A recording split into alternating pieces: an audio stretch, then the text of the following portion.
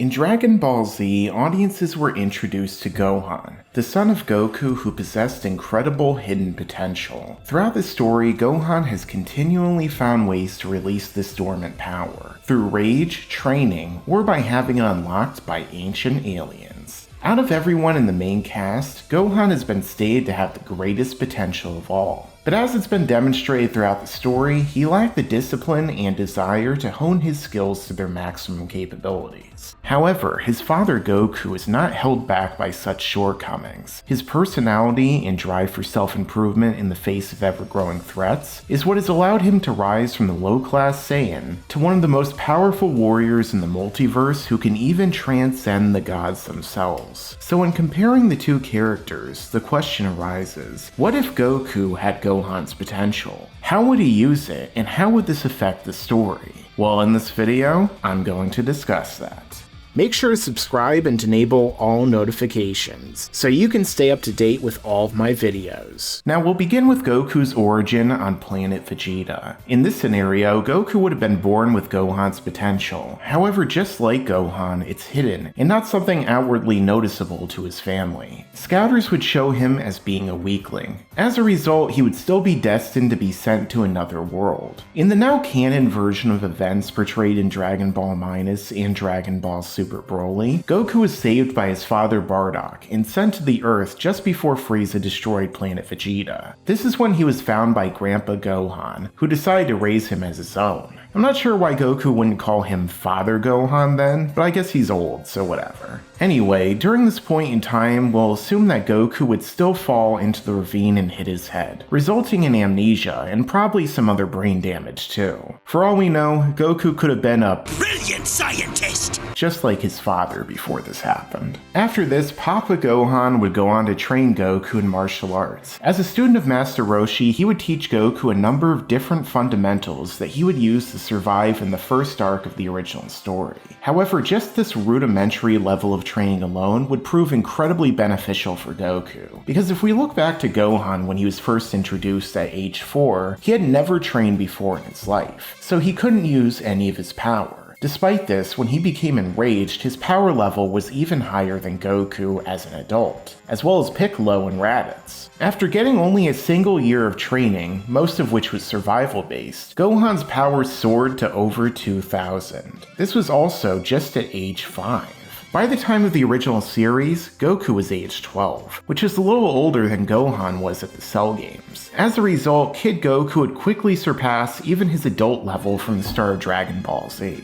After transforming into King Kong and turning his grandfather into a pancake, Goku would live in solitude for a number of years, trying to hone his skills as he survived off the land. This leads into Dragon Ball, where he would meet Bulma and begin his mystical adventure. And in this version of the events, everything would be a lot easier. The overpowered Goku would easily defeat Yamcha, even while hungry, and then stop the Pilaf gang. Their booby traps would also be useless against Goku, and he wouldn't even need to become a great ape to escape the castle, since he could simply finger flick the building into a dust pile. Next, he would train under Master Roshi, who would likely be shocked to find that this child had already surpassed him. With Roshi's tutelage, he'd grow even stronger alongside Krillin. Although Krillin wouldn't really pose any challenge to Goku, I suspect that he'd be far more powerful than his main counterpart, just by training alongside Goku.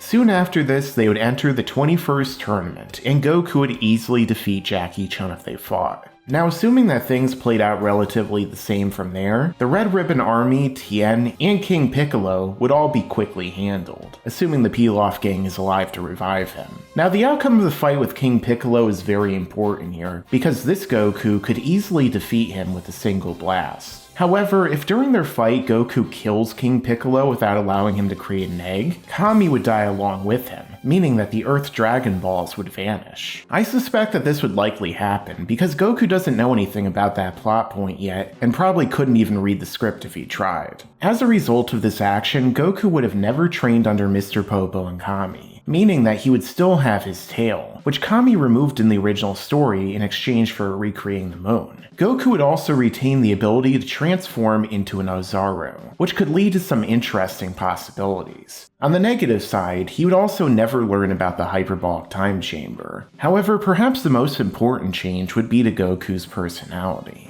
As we saw during the 23rd tournament, Goku changed a lot during that time skip. He not only grew in power, but also in stature, becoming a young adult and taking on the appearance we know today. But another major change was to his personality. His mind became clearer, and he was a kinder person, changing from the boy who routinely killed his enemies to the man who spared them. Goku was more enlightened and merciful, some would even say to a fault. So as a result, I think that this Goku would probably retain his tendency to kill his enemies, along with other personality traits which were sanded down by Toriyama. With that being said, Goku would likely still enter the 23rd tournament looking for a challenge, at which point he would win with ease and then fly off to marry Chi-Chi. During the preceding 5 years, Chi-Chi would introduce Goku to a new type of training, and 9 months later, Gohan would be born, and he would no doubt have even greater potential than the original. Power is so strong that it even made cells sweat in the future. This leads into Dragon Ball Z. During the 5 years between Dragon Ball and Z, Goku no doubt would have continued to train, and as a result his power would only exponentially increase. If we take a look at Gohan in Dragon Ball Super, who's around the same age as Goku at the beginning of Z, he's far more powerful than even his ultimate form from the Buu saga, being capable of doing battle with Super Saiyan Blue Goku and Kefla in the manga. However, that power wasn't earned just by training on Earth under normal gravity, but rather it was built upon through prior boosts he received in DBZ. This includes training with Goku in the Time Chamber during the Cell Saga, then even more so in the Buu Saga when the Elder Supreme Kai unleashed his power and granted him Ultimate. Of course, he unlocked Ultimate again before the Tournament of Power and then grew even stronger in less than a day while training with Piccolo. But despite the fact that fans like to ignore this, he still trained with Piccolo from time to time in Dragon Ball Super and said he was more powerful than ever during the Zen exhibition match, which was pretty much proved by the fight itself. So it's safe to say that Gohan's training was more extreme than Goku's would be in this scenario. With that being established, if we assume that Goku never found out about or went into the Time Chamber and was never pushed to transform into a Super Saiyan, he'd certainly be weaker. However, if we were to lowball him using future Gohan as an example, Goku would likely still have a power level in the millions, and could have perhaps attained Super Saiyan through training. We don't know how Gohan achieved the form, but we do know that both Trunks and Goten achieved the form without ever even knowing it existed. So despite them being tailless prodigies, I think it's entirely possible that Goku could do this as well. So by the time that Raditz shows up, he'd be so weak by comparison that Goku would be able to beat him with one finger at 1% of his power. As a result, Goku would never die and never train under King Kai.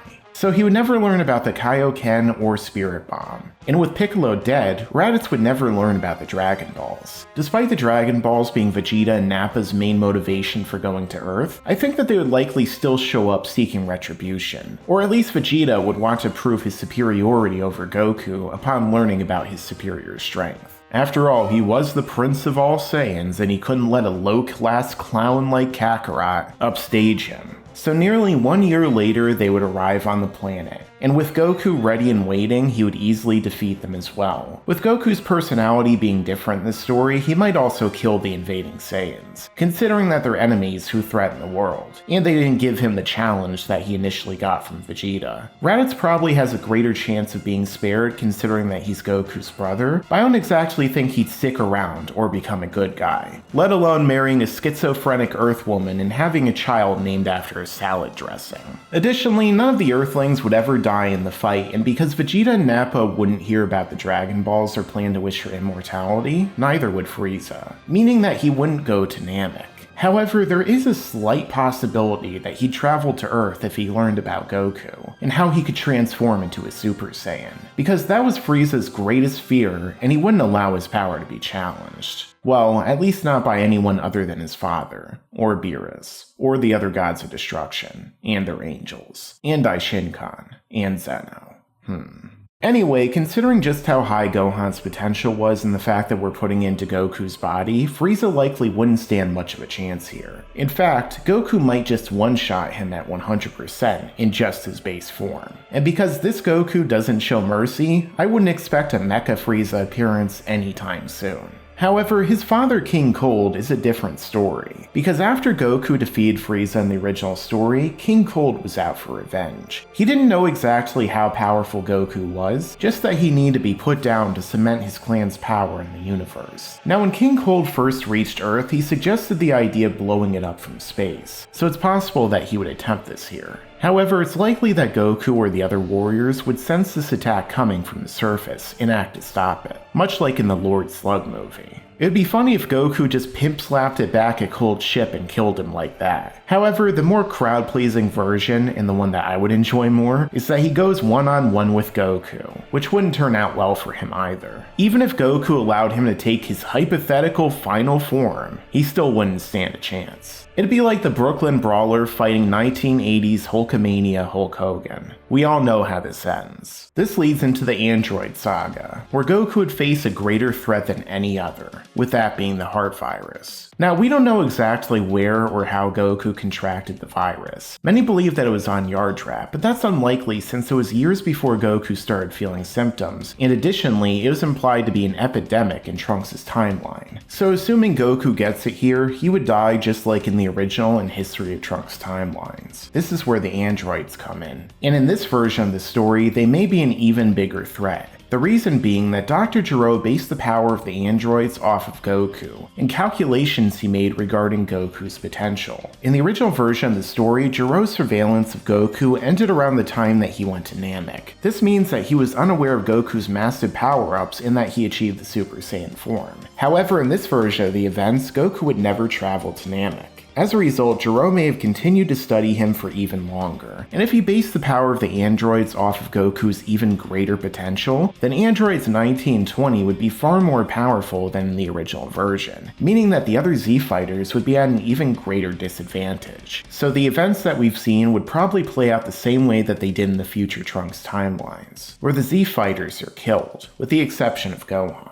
Now, with Vegeta either dead or off in space, there wouldn't be a future Trunks to go back in time, because all of these events would have taken place before the timelines diverged. But on the subject of Gohan, this version of him would have far greater potential than he did in the original story, since he would be the son of a more powerful Goku and also a half-breed. It's like he hit the genetic lottery, twice. With that being said, because Goku was able to easily handle all the previous threats, Gohan would have never needed to get involved in the action. Without Piccolo, Gohan would never train under him or battle the Saiyans. He would never go to Namek and get his potential unleashed by Guru, or various Zenkai boosts against Frieza and his forces. So this Gohan would be at an even greater disadvantage than future Gohan was. He may not even be a fighter at this point, or even know how to use his power. Thus he might not become a Super Saiyan or stand any chance against the androids. Unless he's basically like Super Broly, where he scales up to them and unlocks his power all in one big fight. But even Broly trained with Paragus. With that possibility gone, time travel is still on the table, since Bulma would no doubt remain alive and come up with the same plan.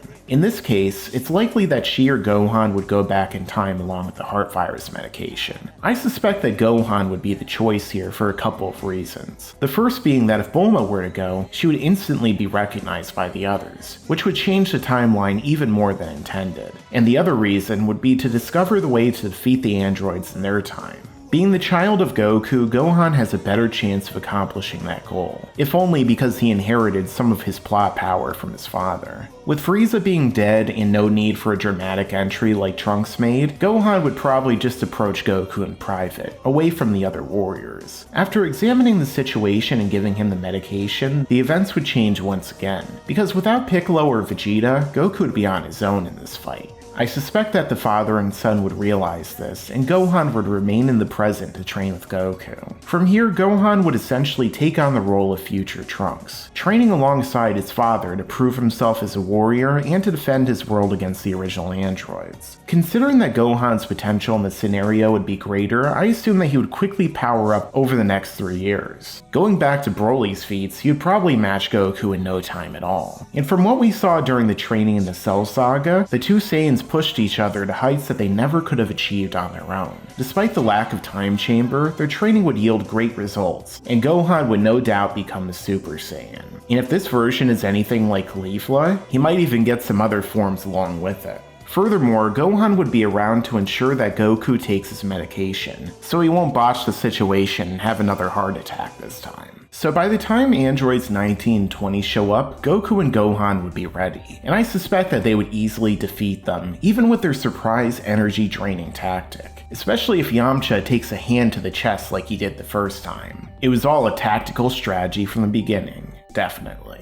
The father-son team would obliterate 19 and wouldn't spare Jiro either. I mean, realistically, if Goku found him during the Red Ribbon Army arc, he probably would have just killed him there. But thankfully, Jiro engineered advanced plot hole technology that allowed him to escape unnoticed. However, before they killed Android 20, I suspect that Gohan would interrogate him. Because if this is anything like the Future Trunks timeline, Gohan would recognize 17 and 18 as the real androids and wonder what was going on. With that being said, I don't think that Jiro would divulge the location of his laboratory, because that would mean the destruction of all of his life's work. Even if 17 and 18 couldn't be activated, he still had one more trump card, with that being Cell. If the androids remained asleep, Cell would awaken years in the future and immediately absorb them, thus becoming perfect, so Jiro would go to his grave while keeping that secret. The only way I could see them find this location is from Bulma, who would arrive soon after the fight and tell them that Jiro's lab was hidden somewhere in the nearby mountain range, but considering that mountain ranges are huge, it's doubtful that they would ever find it. If they did, however, I suspect that Gohan would want to destroy them while they sleep. Naturally, Goku would protest this idea, however I doubt that he would pull a Vegeta and wake them up just to fight them. Even if he did, the father-son team would just stomp them before destroying the lab.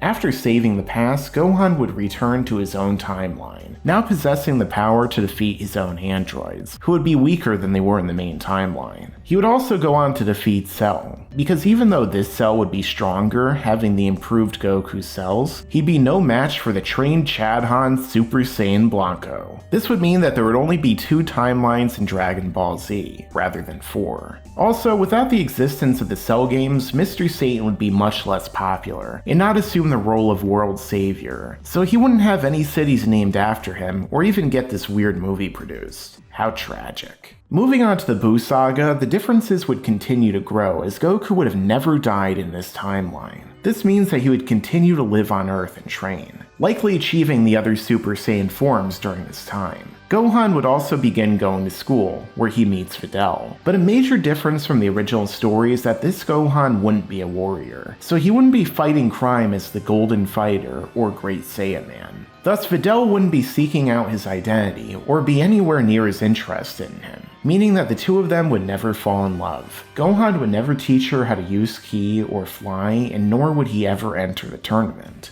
Goku probably wouldn't have entered either, seeing it as a trivial bout that he's far beyond at this point. From this point on, I can see the story playing out in one of 2 different ways. In scenario A, Spopovich and Yamu would appear at the tournament and likely absorb the power of the fighters there before returning to Babidi. At which point, the meager energy would be injected into Buu, and they would be killed. The lack of impressive energy would lead Babidi enacting a backup plan, where he would send Dabura and his other men to attack cities around the world to draw out the fighters and collect their energy. However, upon sensing their destruction, this version of Goku would fly to the battle and easily defeat them before they can awaken Buu. Well, unless Dabura got a lucky shot off with his spit. But I have a feeling that it would bounce off of Goku's plot armor. In scenario B, Goku would be recruited by the Supreme Kai to join the tournament. At this point, Goku may have his energy drained in place of Gohan, so that they could track Spopovich and Yamu back to Babidi's ship. If this happens, then it would cause real problems, because Goku would be so much stronger here that Buu would instantly be awoken by the energy and likely become even stronger. This means that Goku and the Supreme Kai would have to fight all of Babidi's men and an even stronger Majin Buu. However, I'm sure that Goku would still be able to win here, because of a couple of different reasons. 1. Goku likely wouldn't have been at full power when he had his energy drained by Spopovich and Yamu, because his power in just his base form would be more than enough to impress both of them. So at maximum, he would go Super Saiyan if he faced Kibito, as per his request. And 2, having Gohan's potential, Goku would have likely achieved Super Saiyan 2 and 3 by this point, if not other forms we haven't even seen before. And assuming that Roshi never blew up the moon during their fight, he might have even been able to use Golden Ozaru or Super Saiyan 4. With Majin Buu dead, he would never turn good, spawn Kid Buu, or destroy the Earth. Goku probably wouldn't train with the Z sword, and thus the Elder Kai wouldn't be released. Although perhaps he would be intrigued when he was told about a sword that no one else could lift, seeing it as a challenge which he would easily overcome.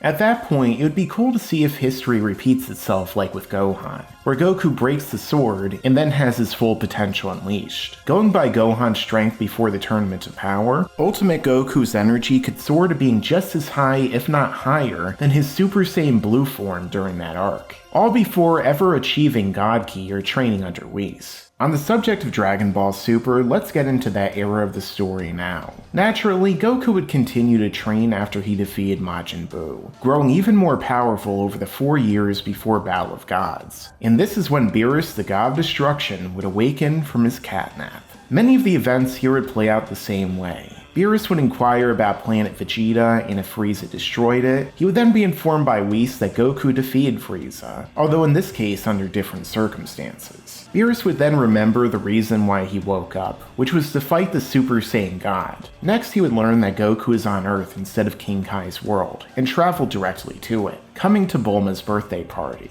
He would then speak with Goku directly, who wouldn't have any idea of what the Super Saiyan God is. In this version of the events, there wouldn't be enough Saiyans on Earth to perform the God ritual. And even if Vegeta, Nappa, and Raditz were spared, they probably wouldn't have become good guys given the circumstances, which would mean that they wouldn't qualify for the ritual anyway. So unless Goku had a bunch of extra kids during the time skip, he wouldn't become a god. However, if this Goku is anywhere near as fight-hungry as his mainline version, I suspect that he and Beerus would still fight after Goku challenges him. And this is where Beerus would get the surprise of his life, because considering just how powerful the younger Gohan is in Dragon Ball Super, Goku would be far more powerful than he was in his god form in Battle of Gods, pushing Beerus to levels well beyond anything he used during their battle. Although I'm doubtful that Goku would be able to defeat him, Beerus would certainly get his money's worth and more. After the fight, I suspect that Beerus would be so impressed that he would spare Goku and the Earth. Although his gluttony would no doubt play a factor, which would no doubt cause Whis to continue traveling to the Earth to eat their food at Bulma's. This is where Goku would likely encounter him, and then find out that he's Beerus' master. Because Goku is always looking to push himself, he would ask Whis for his training, and then travel with him to Beerus' planet. If that ended up happening, Goku would quickly scale up to Beerus and Whis far faster than he had in the main story, especially after achieving the ability to use God Ki. In a matter of months, he would likely achieve Super Saiyan God and Super Saiyan Blue, reaching a power level that would potentially surpass every other mortal in the multiverse, maybe even throw in all the gods at that point. With Frieza dead and his forces unaware of the existence of the Dragon Balls, Resurrection F would never happen, so I'm skipping over it, just like Toyotaro did. But don't worry, you aren't missing much anyway. This is when Goku would meet Champa and Vados and learn about the multiverse from Whis. He would also discover the existence of the Super Dragon Balls that the two gods are betting over. This is where he would suggest the idea of a tournament between Universes 6 and 7. Now, without Vegeta or Piccolo, Team Universe 7 would be a lot weaker as a unit, likely consisting of Goku and the humans from Dragon Ball. Now, just by fighting alongside Goku, it's possible that Yamcha, Tien, Krillin, and Roshi would be much stronger by this point in time. Maybe even Goten would join the fight if Chi-Chi allowed him to train like in the Buu saga, especially if they already had one son that was completely dedicated to his studies. I'm sure this version of Goten would also have crazy potential as well. But none of that really matters, considering that the other fighters would essentially just be placeholders, because Goku would be so much stronger at this point that he would easily win the entire tournament by himself. Frost's trickery and Hit's time skip would be no match for this magnitude of plot power. As a result of this dominance, I think that Goku might come away from the tournament dissatisfied, believing himself to be above every other mortal. However, that disappointment wouldn't last for long, as Zeno the Omni King would arrive and announce plans for the Tournament of Power. This is where he would also befriend Goku. Now, getting into the Goku Black arc, this is where things become a lot trickier, because chances are Zamasu would still fall to evil here just as he did in the original story. That's because all the main points of contention are still there. Gohan traveled back in time to save Goku, which led to him achieving the power of the gods, which Zamasu then sees on good old GodTube. This further reinforces the lie that Zamasu believes that mortals are a dangerous mistake which must be corrected. This would lead to Zamasu using the Super Dragon Balls to swap bodies with Goku, and because this Goku is even more powerful, Goku Black would be stronger as well, meaning that he would pose an even greater threat to Gohan's future. However, if this Gohan followed the same path as future Trunks, training as hard as he could every single day to protect his future, then there's a chance he'd be able to fend off this threat. So this new Uber Chad Han might just be legendary Super Saiyan Broly from DBS Broly levels of brokenly powerful, meaning that even merged Zamasu might not stand a chance. But even if the doppelganger duo proved too much of a challenge for Gohan, he could just run back in time and get Goku for help. And the two filthy Ningen would show up and stomp a mud hole in them. Even Black's hack's ability of getting Zenkai's mid-battle without needing to heal wouldn't save him from this unholy beating. And if things get too out of hand, they could always use the easy button that Zeno gave Goku.